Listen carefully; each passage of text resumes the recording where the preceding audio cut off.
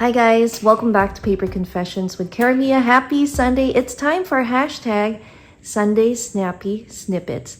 This open collaboration is hosted by Carol from Crinkled Path, and all you have to do is post a 10-minute or less video sharing some of your junk journaling tips.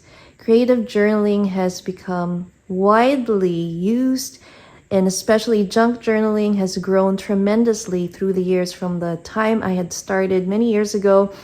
And it's so wonderful to see new creators showing how they make their journals, do their flip throughs, and show different discoveries of where they find their resources for paper ephemera. So let's have a look and see what I got from Dollar Tree. Dollar Tree has been getting some items that I think are really good for junk journaling. And one of them, I was really surprised to see it might be new to me, but probably old to you. But anyway, I'm going to share it to you. I found some time cards. And look at how many time cards there are. I get a lot of questions from friends who are new to junk journaling, and they ask me, how do you use these time cards? A lot of times I have a list of dates and events, even a checklist. You can use this for that. You can also use it as a pencil board, a writing spot, and most of the times a lot of us have altered this and just made it a beautiful floating journal card. A floating journal card is basically a writing spot in your creative journal where it is not attached to a page. You can take it out from a pocket, write on it, and then put it away. So I think it's cute. So these are the two sides. Just wanted to show you what the back side looks like. So as you can see, a lot of writing spaces there, and you have quite a lot. So if you want to trade with friends and do some altered time cards, that would be awesome. Another notebook that I found that I thought would be awesome for junk journaling, we have this notes organizer. Actually, this is a really good notebook too for your junk journal theme ideas.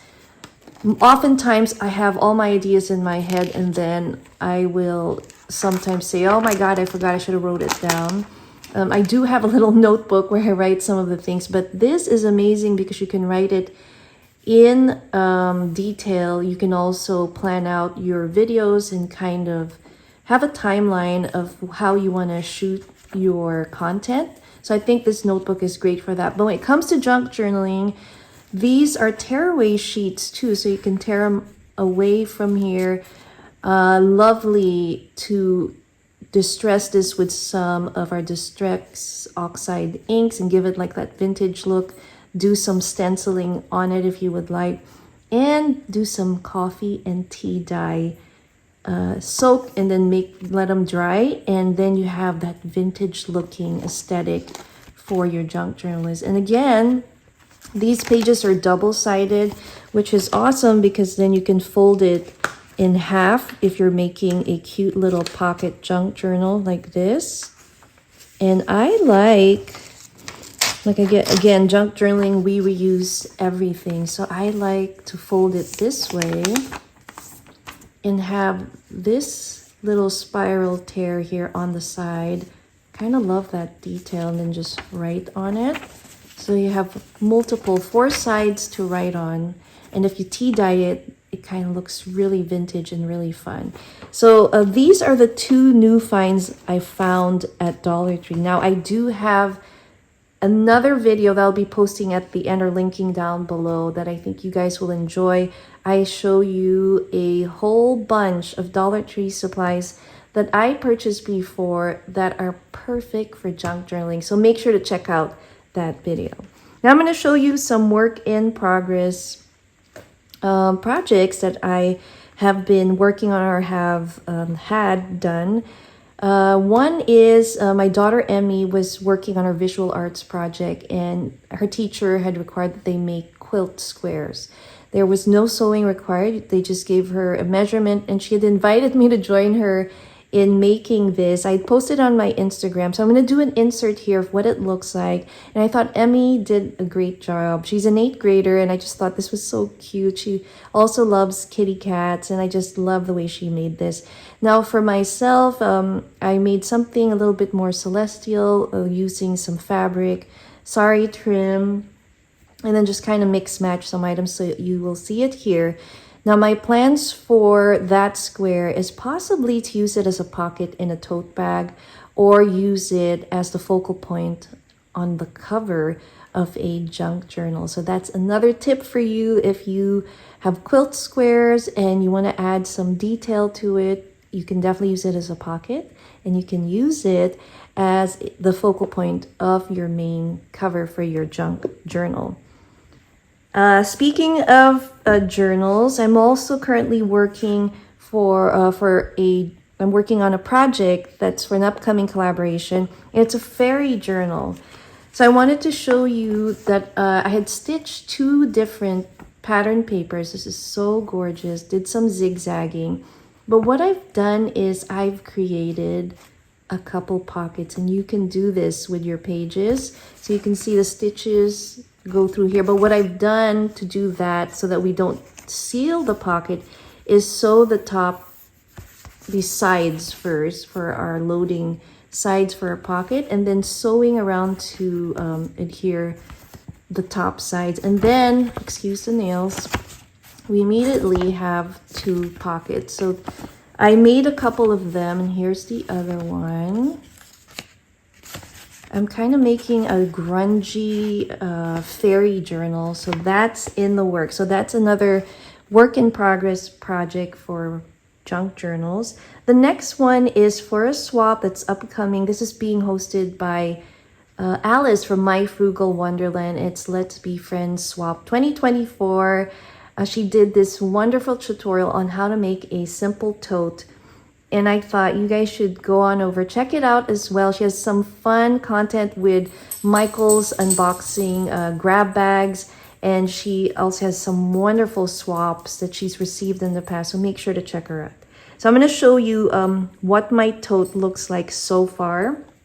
I'm going for a spring picnic theme, and the theme, she said, would be like you can have bees or something. You can add some of that. I don't have a lot of those, but here's what I've started doing. So I did the tote, and here's what it looks like so far. Her tutorial is super fun and easy. I've also lined the inside with like our gingham blue, or is it check blue, like picnic blanket, pattern. I really like that. Then created a window here on the front, so I may put something in there. I've also stitched the handles here and kind of stitched around here. We have this beautiful floret, and I love this little overlay that also has the faux stitching. And then on the side, I have some trim and some of that pattern paper. On the flip side, we have this beautiful kind of spring themed paper with the flowers, and then it's just gold at the bottom here.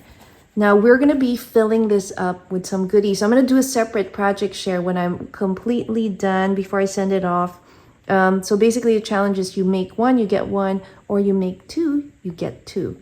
So I also thought that these totes would be wonderful to make those pocket journals, and then you can have them stored in here when if you decide to make a junk journal swap. I think making a tote like this would also be a great way to package our little journals, or just have it at your desk where you can just stack them up and put them in there, and then you can use them as you would need it. And last but not least, Emmy and I were working on this Quirtle, but I didn't have a chance to post it. We completed it a long time ago, and now I'm in the process of putting it in a shadow box frame. So I'll put an insert here of what it looks like when it's all done, and I'm super excited to frame it. I'm probably gonna put it in a white shadow box just to make, give the colors, make them pop.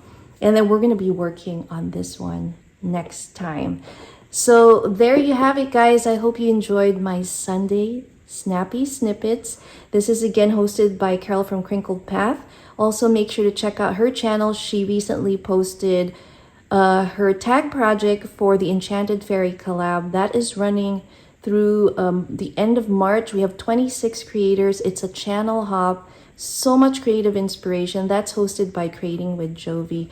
I'll be posting my project soon. Oh my gosh, it's coming up. March 19th is the date. I just remembered, and I have to start finishing my project. I'm already midway, so I'm super excited to get it done and share it with all of you guys. So have a wonderful Sunday. I'll see you soon. Thanks again for watching. Bye.